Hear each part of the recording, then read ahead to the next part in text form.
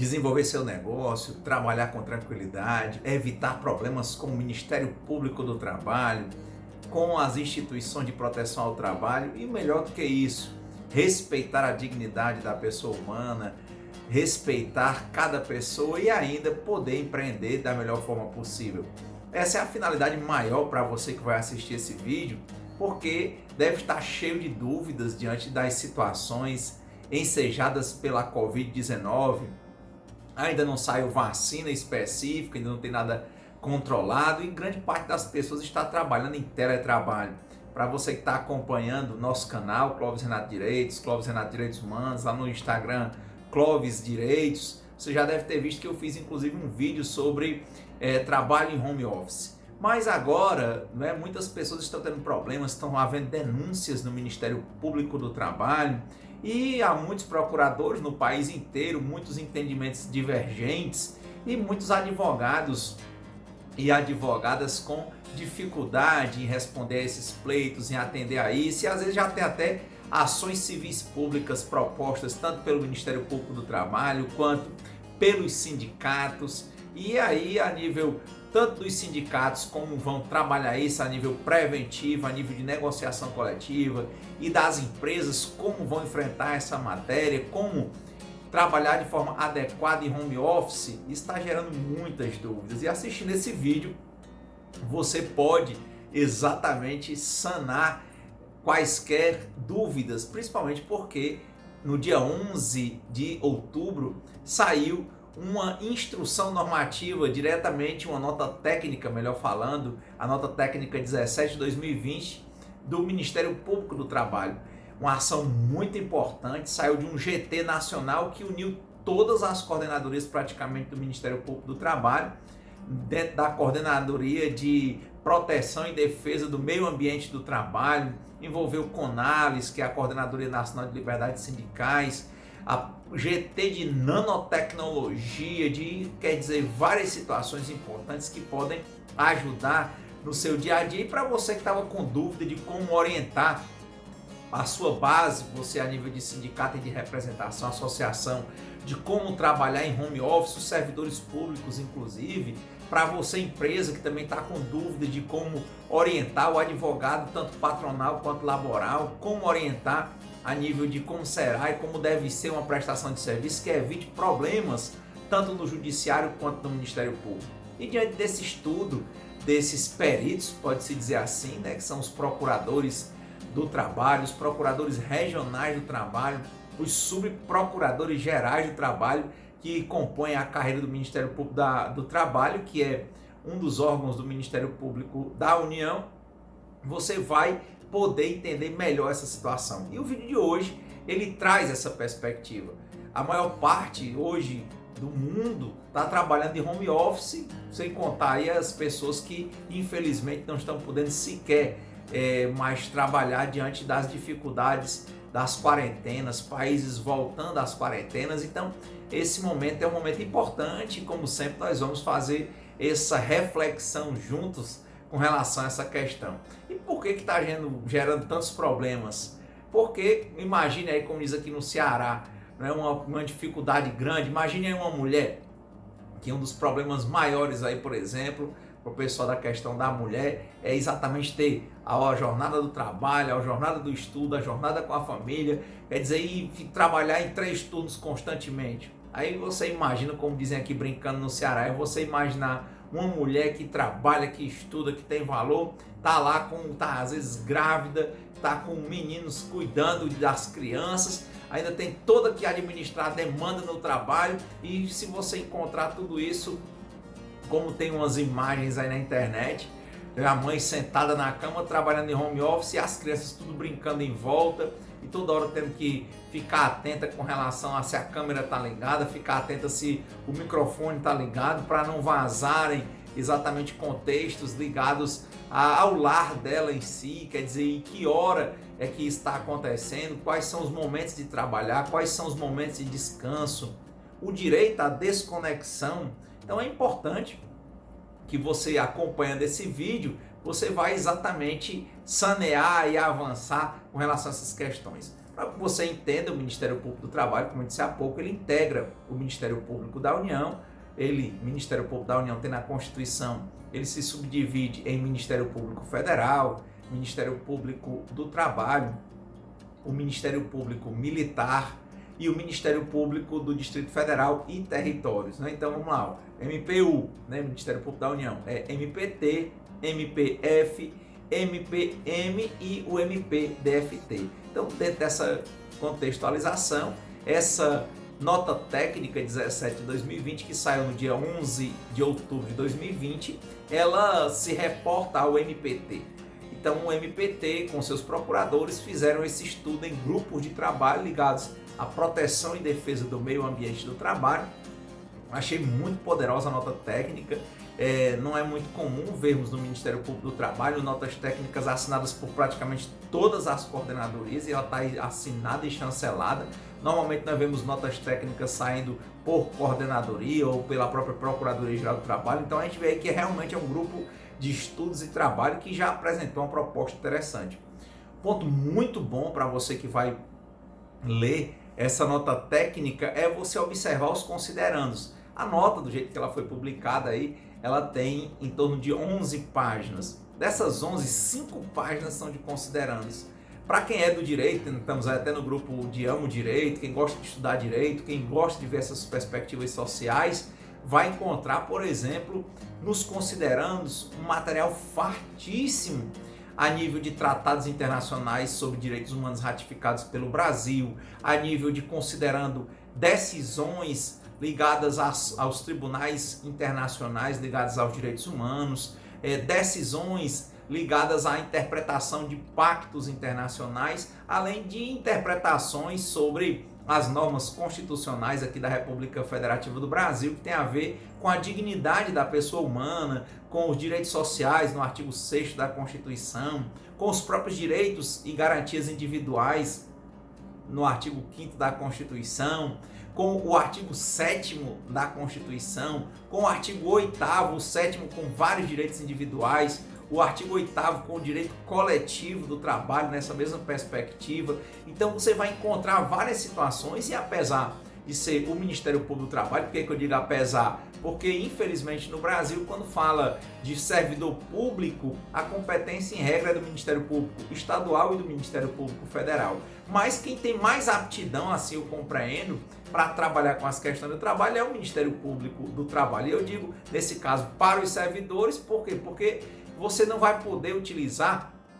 grosso modo, diretamente as recomendações do MPT, mas você pode usar de forma subsidiária, como subsídio para o seu enfrentamento, você sindicalista, ligado ao serviço público, você que está aí no serviço público, então você pode usar todo esse bojo de informações que tem nessa nota técnica 17 de 2020 para subsidiar e amparar as suas situações. Quem sabe, inclusive, o próprio MPF, que até onde nós estudamos, ainda não vimos nenhuma nota técnica nesse sentido do MPF, mas ele pode se utilizar diretamente do que está sendo estudado pelo Ministério Público do Trabalho. Na verdade, eu sou um dos que compreendem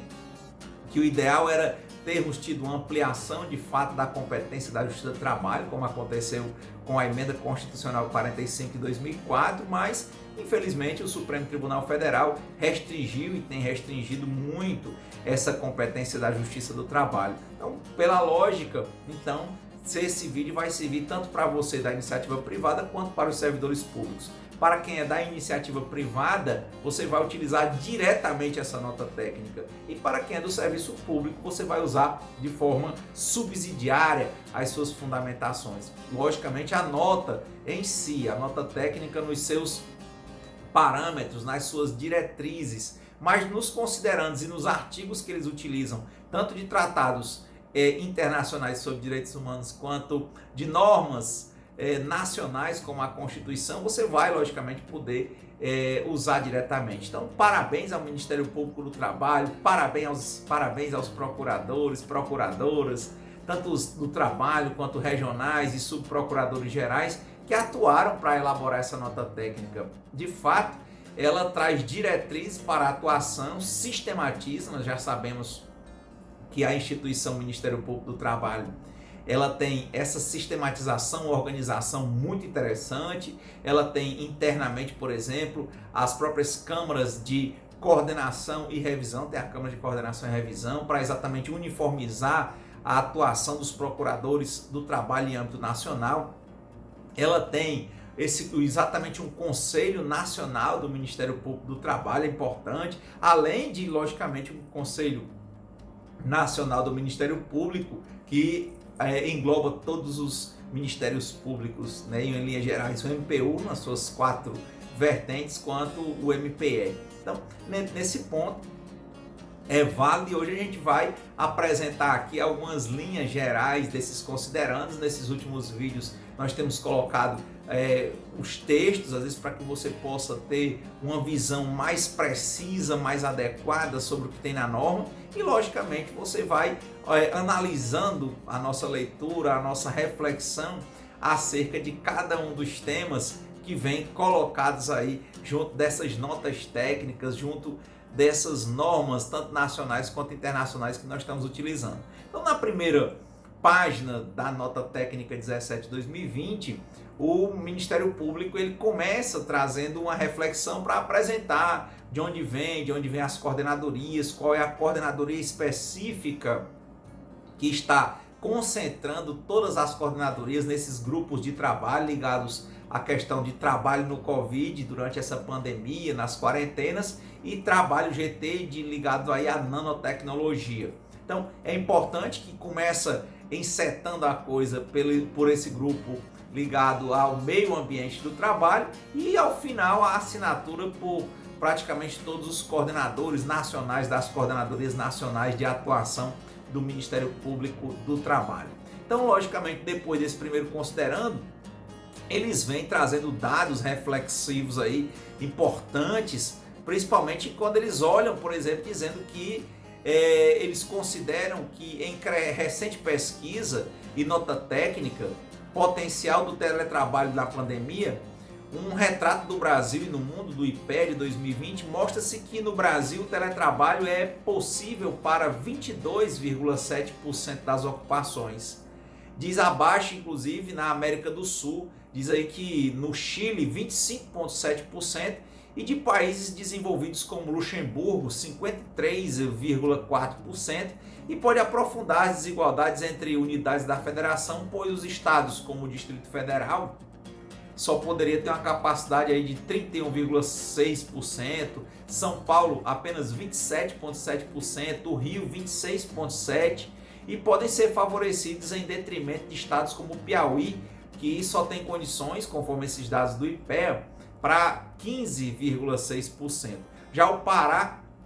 16%, Roraima, não é? Rondônia, por exemplo, traz 16,7%. Então, ele começa apresentando nessa primeira perspectiva, considerando esse estudo, exatamente demonstrando qual é a capacidade efetiva que tem as empresas, o sistema e os setores econômicos para tocarem os seus empreendimentos sem fecharem as portas e realmente conseguirem manter os postos de trabalho usando o teletrabalho, mas usar o teletrabalho para manter o emprego, mas respeitando a dignidade da pessoa humana, respeitando a vida de cada trabalhador e cada trabalhadora. Eles seguem depois desse considerando.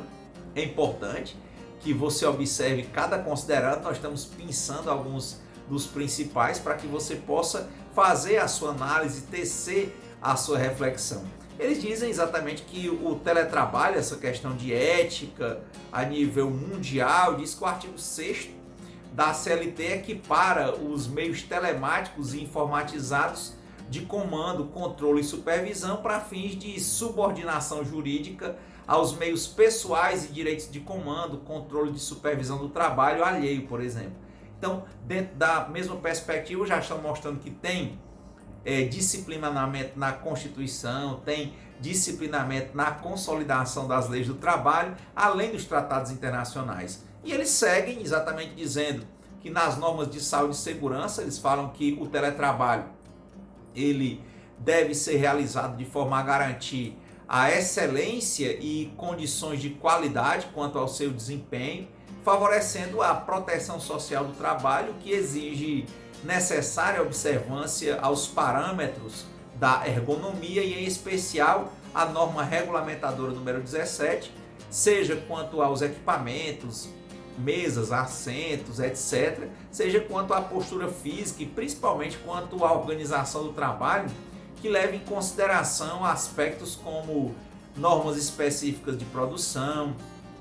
operação a ser realizada, por exemplo, exigências de tempo, determinação do conteúdo de tempo, ritmo de trabalho e conteúdo das tarefas. Vejam, além de obedecer à Constituição, obedecer à consolidação das leis do trabalho e obedecer às normas de ergonomia que constam na norma regulamentadora número 17 do Ministério do Trabalho, hoje lá ligadas ao Ministério da Economia. Então, também segue dizendo que o teletrabalho ele deve priorizar e implementar, ainda que de forma gradual, análise ergonômica quanto aos aspectos que tem que tratar com a observância das normas ergonômicas e garantir, conciliar, ponderar e otimizar a eficiência econômica e a proteção social do teletrabalho, garantindo aí a valorização social do trabalho e da livre iniciativa. Ainda eles dão seguimento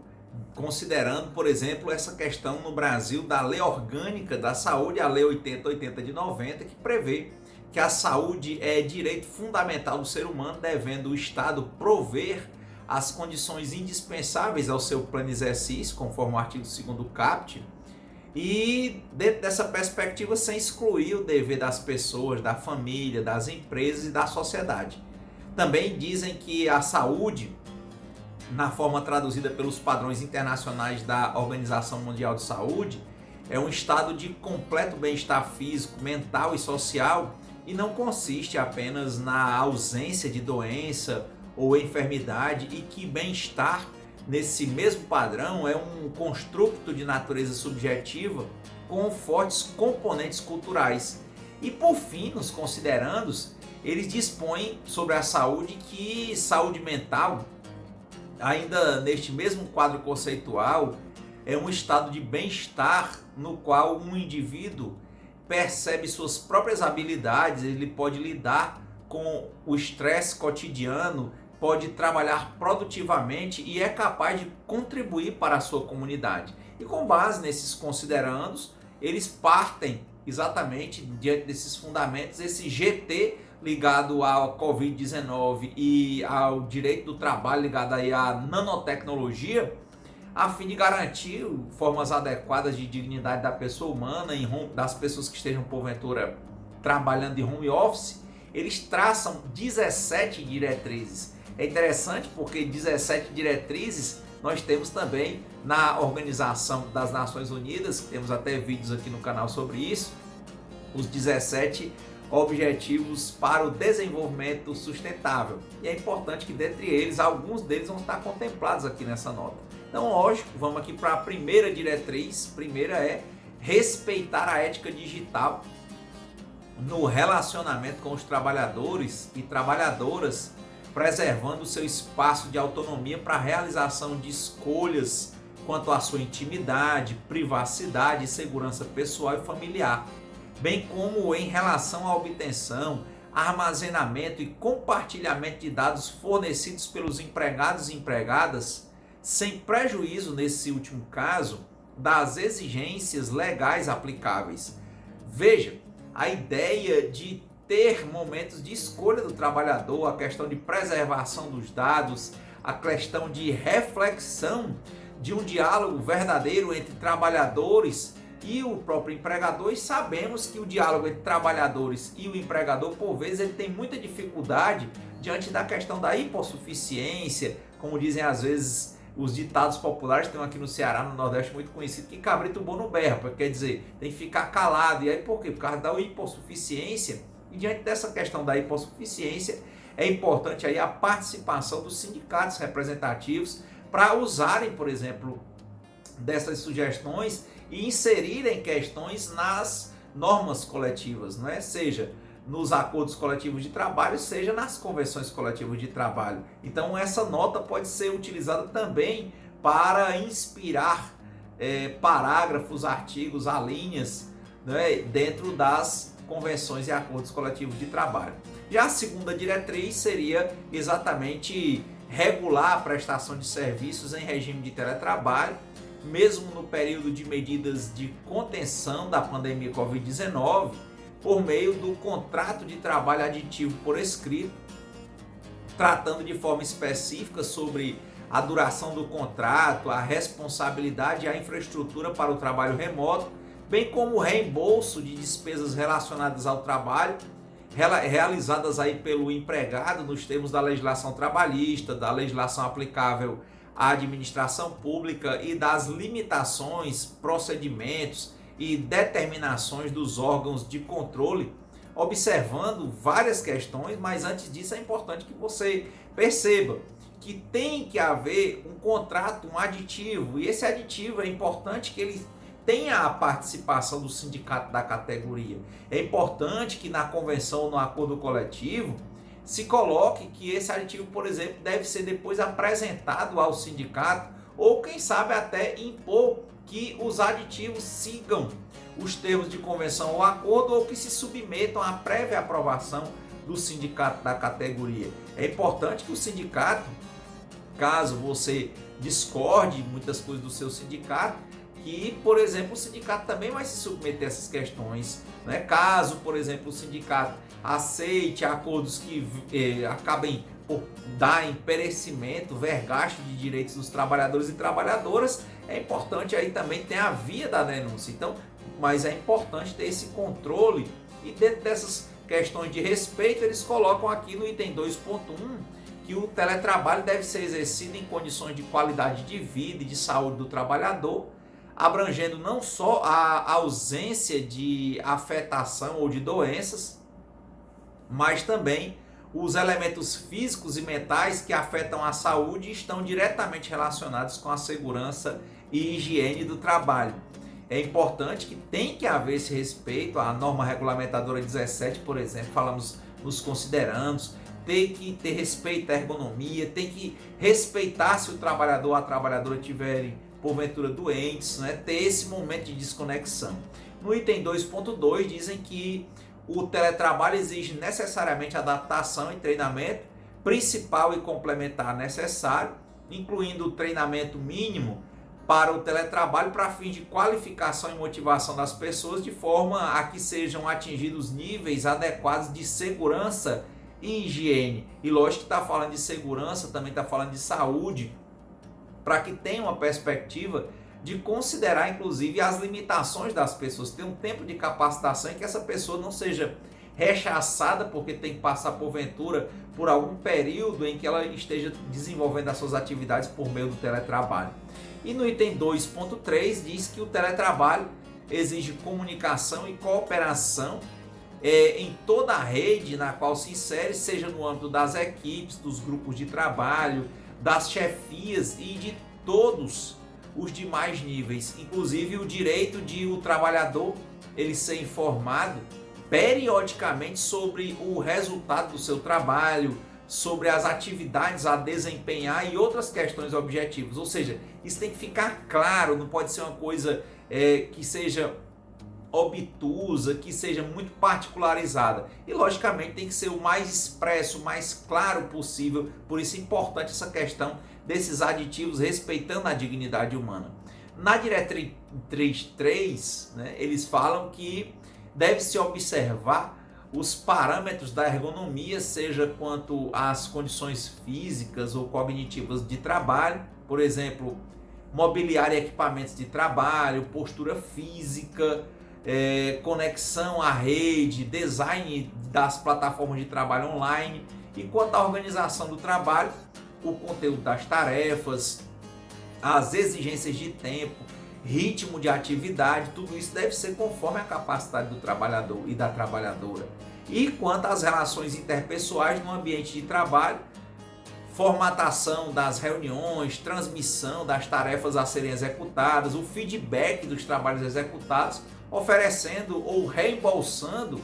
os bens necessários ao atendimento dos referidos parâmetros nos termos da lei, bem como as limitações, procedimentos e determinações dos órgãos de controle,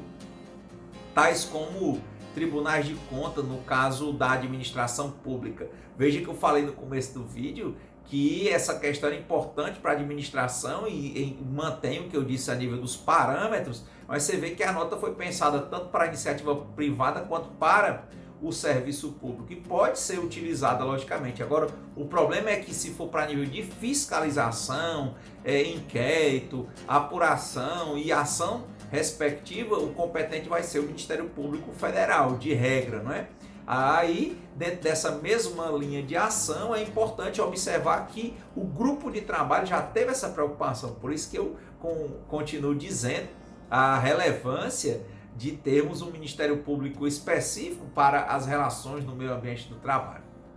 Seguimos aí para a diretriz 4, já dado o tempo do nosso vídeo, a gente só quer conversar sobre isso em torno de 30 a 35 minutos, às vezes estourando 40 minutos, mas vamos aí para a quarta diretriz, né? Que esse teletrabalho ele tem que garantir ao trabalhador em teletrabalho e em especial no telemarketing a aplicação da NR17, o anexo 2,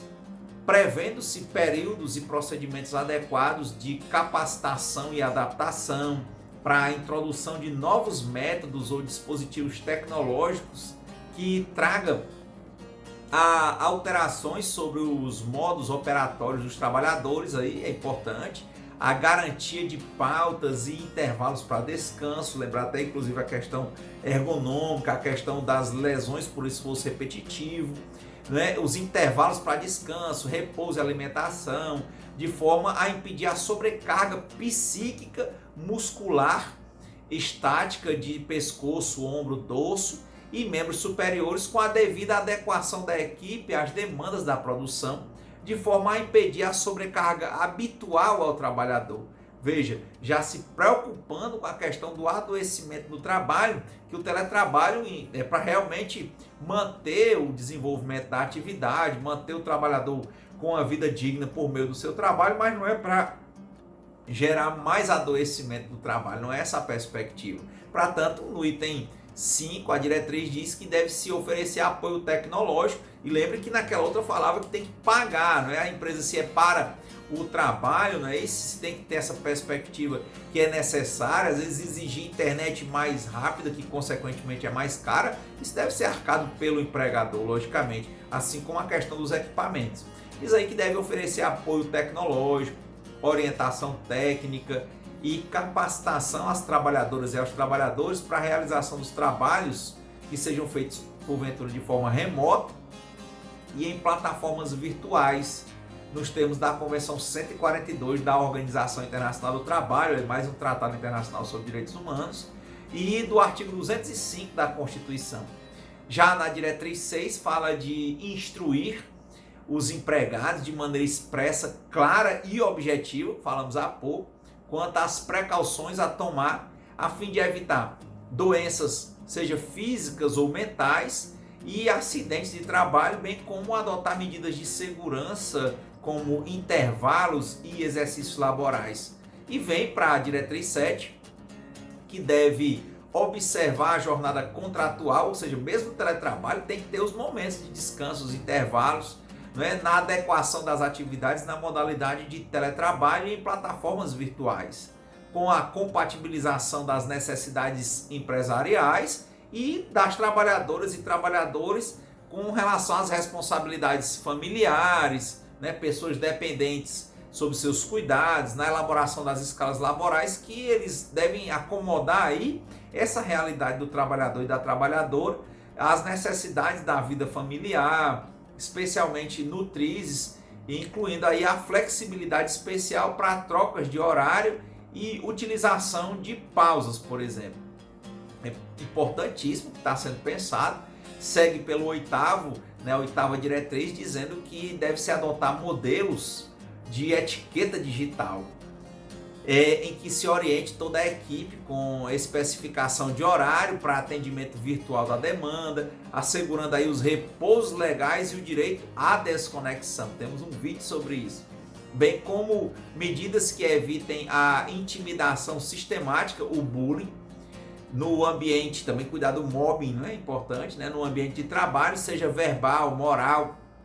sexual, social, psicológico, físico, material e virtual, que podem se caracterizar por insultos pessoais, comentários sistemáticos e apelidos pejorativos, ameaças por qualquer meio, né, expressões preconceituosas, pilhérias, memes, por aplicação analógica aí que ele já coloca do artigo 3º e 4º da Lei 13.185 de 2015. Então é importante, por isso que eu falei, essa nota técnica 17 de 2020 do Ministério Público do Trabalho, porque ela vem já lhe dando todos os fundamentos para lhe ajudar. Tanto que ela segue dizendo que também no item 9 deve garantir o respeito ao direito de imagem e à privacidade das trabalhadoras e trabalhadores, seja por meio da orientação da realização do serviço de forma menos invasiva a esses direitos fundamentais, oferecendo, por exemplo, a realização da prestação de serviços preferencialmente por meio de plataformas informáticas privadas ou avatares, imagens padronizadas ou por modelos de transmissão online. Às vezes o trabalhador, a trabalhadora não se sente à vontade, jogar logo, por exemplo, no meio público como um YouTube, um Instagram, um Facebook diretamente. Seria de prioridade, se o trabalhador tem essa restrição, que isso porventura seja respeitado e que realmente se utilizem plataformas privadas, plataformas fechadas, para que realmente haja esse entendimento e esse atendimento ao cliente sem, por exemplo, prejudicar a imagem, a honra e a dignidade do trabalhador e da trabalhadora. Portanto, fala-se no item 10 de assegurar que o uso da imagem e voz ele seja precedido de consentimento aí expresso dos trabalhadores e trabalhadoras, principalmente quando se trata de produção de atividade a ser difundida em plataformas digitais abertas, que eu falei há pouco, em que seja utilizado os dados pessoais, a imagem, a voz, o nome ou o material produzido pelo profissional. Também garantir, diz o item 11, a observação de prazo específico e prazos restritos ao período das medidas de contenção da pandemia do Covid-19 para o uso do material produzido pela mão de obra subordinada, quando tiver havido alteração da forma de prestação contratual por formas de medidas ligadas aí ao teletrabalho. Ou seja, se o contrato originariamente foi exatamente feito para se trabalhar presencialmente, se foi adotado um aditivo contratual para que se desenvolva aquela atividade de forma telepresencial, é importante que aquilo tenha limite, que aquilo seja exatamente, por exemplo, enquanto durar a pandemia, enquanto durarem as situações excepcionais. E por que você deve estar se questionando isso? Mas se eu, na minha empresa eu quiser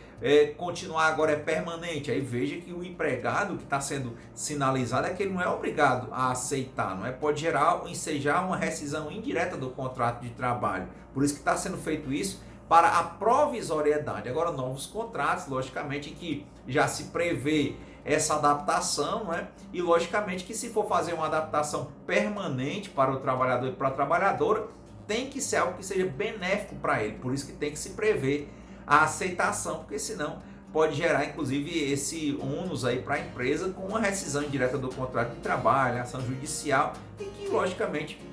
já está sendo alertado aqui que a tendência é que haja uma provisoriedade e haja uma limitação. Portanto, no item 12 fala de garantir o exercício da liberdade de expressão da trabalhadora ou trabalhador, ressalvados aí ofensas que caracterizem calúnia, injúria e difamação. Também tomar esses cuidados para estabelecer uma política que trate de autocuidado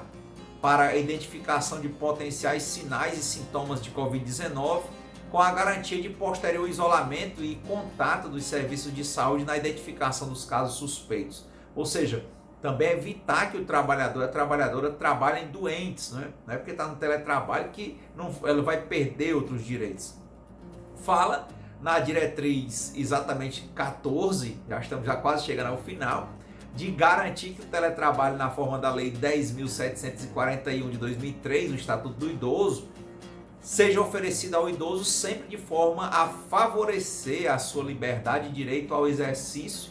de atividade profissional, respeitadas as suas condições físicas intelectuais e psíquicas, ou seja, não pode ser, está lá empregado, isso aí que está numa situação provisória ser utilizado para, por exemplo, dizer que ele não tem capacidade, não tentar capacitar e usar isso, por exemplo, para dispensar o trabalhador, porque pode ser algo que gere preconceito. E já na diretriz número 15 fala de assegurar que o teletrabalho favoreça as pessoas com deficiência a obtenção e conservação do emprego e progressão na carreira, com a reintegração da pessoa na sociedade, garantindo-se a acessibilidade, adaptação e desempenho universal, conforme o que consta no artigo 2º do Decreto 6949 de 2009, que é a Convenção, nada menos, a Convenção sobre os Direitos das Pessoas com Deficiência, mais um Tratado Internacional sobre Direitos Humanos, temática central aqui do nosso canal. Com status de emenda à Constituição, na forma do artigo 5º, parágrafo 3º, que é exatamente aquele artigo que diz que os tratados internacionais sobre direitos humanos equivalem às normas constitucionais, desde que, quando eles são ratificados, passam por cada casa do Congresso Nacional, em 2 turnos, com votação por 3/5 dos membros. E esse é o único caso até agora, até onde se sabe, em que houve essa ratificação nos termos desse parágrafo. Logicamente que nós temos vários outros tratados internacionais sobre isso, mas esse artigo, né, com esse parágrafo 3º e 4º, só vieram a partir de 2004, e a Constituição é de 88, e em 2007 para 2008 o Supremo tomou uma decisão falando, inclusive, que os que não foram ratificados, esses tratados internacionais sobre direitos humanos, com esse quórum e com essa forma prescrita na Constituição pós-2004, eles ficam acima da lei e abaixo da Constituição, ou seja, eles são supralegais. Mas este deficiente, ele é equivalente. Importante isso, né? Já para os 2 últimos, fala do item 16, de adotar mecanismos de controle na jornada de trabalho dos trabalhadores para o uso de plataformas digitais privadas ou abertas na realização de atividades de capacitação,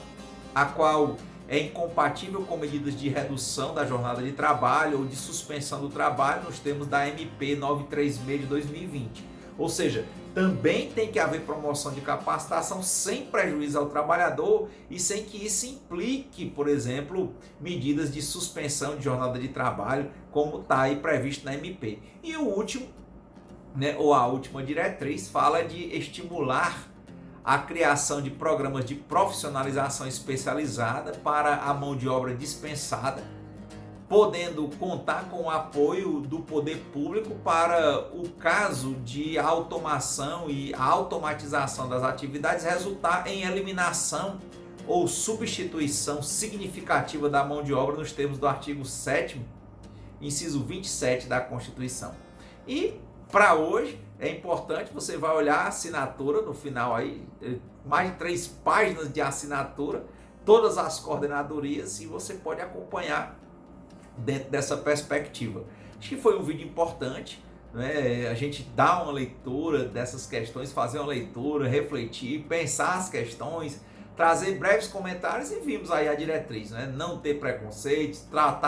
ter o tempo da desconexão, tratar, por exemplo, a questão dos custos que devem ser assumidos pela empresa quando ela precisar do trabalho, de equipamentos ou de uma internet, por exemplo, mais ágil. Então, é relevante que seja isso observado tanto pelas empresas quanto pelos sindicatos e que isso seja instigado